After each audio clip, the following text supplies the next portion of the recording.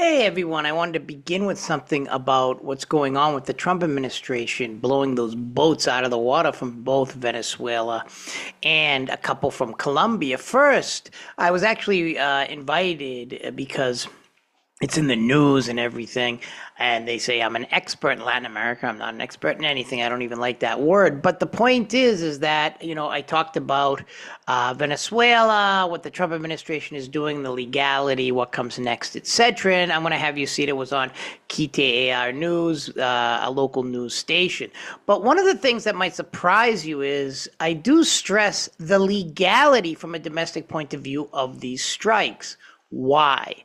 Well, you have to remember this. The Trump administration was actually pretty smart by labeling drug cartels, the El Tren de Aragua, that is related to a Venezuelan gang, as terrorists because after 9/11, that is when the Twin Towers were hit, the Bush administration, and I know a lot of you don't know about that because you weren't even born then, but came up with all of these different, authorizations for military action laws that later went into effect that gave the United States certain carte blanche, that's a blank check, to take out quote unquote terrorists. What's interesting about these laws is who else was using these laws and expanding these laws? Well, President Obama were using these laws to justify the legality of using drones in African countries to kill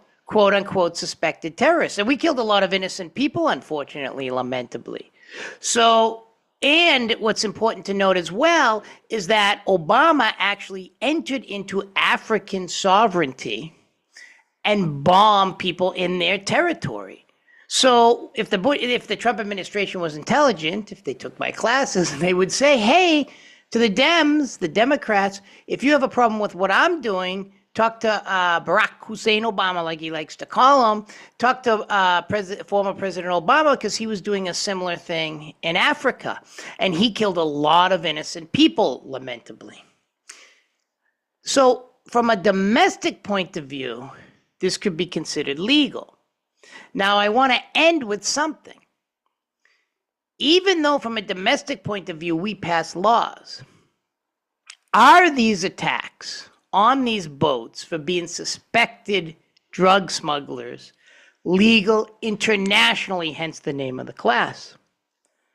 Second, you might like Obama or not like Obama, what he did in Africa with drones and drones in general, are they legal by international law?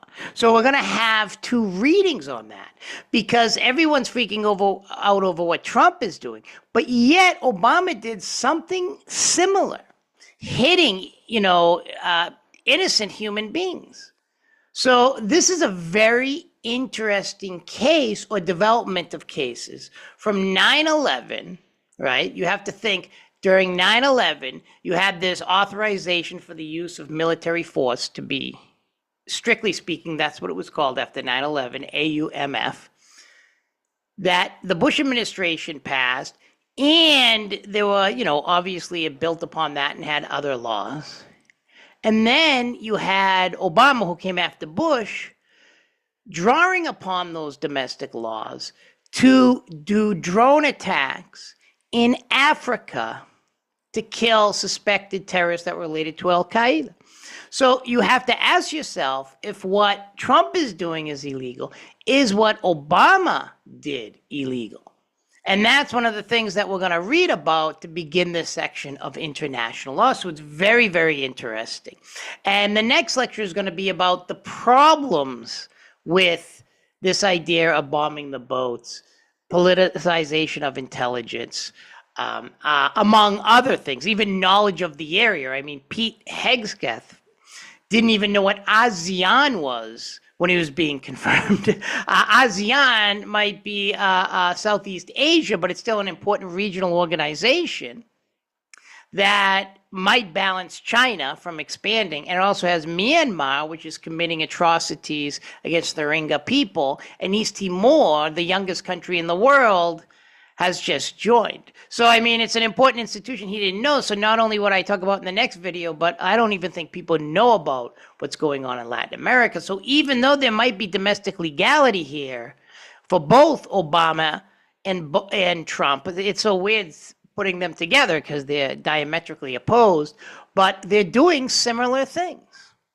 So, is it legal internationally? And we're going to get in a debate about this, and I'm really excited about this part of the course. Take care, everyone.